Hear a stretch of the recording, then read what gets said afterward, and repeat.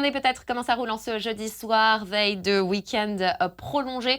Eh bien, sachez que la difficulté numéro 1, ça reste la météo. Pas mal de pluie dans la région lyonnaise et sur la Côte d'Azur. On va y venir. Alors, tout d'abord, en ce qui concerne l'A7, en vallée du Rhône, ça a été un petit peu compliqué en direction du sud, du côté de Bolène notamment en raison d'un accident. Mais l'accident est désormais terminé. Ça devrait donc pouvoir se fluidifier. Alors, la Côte d'Azur, très, très compliquée en raison d'importantes pluies orageuses depuis le milieu d'après-midi qui ont inondé de nombreuses routes du réseau secondaire. Résultat, la circulation sur l'autoroute est perturbée encore aujourd'hui, notamment encore à cette heure-ci, notamment entre Antibes et Nice-Ouest. C'est là que vous êtes le plus ralenti.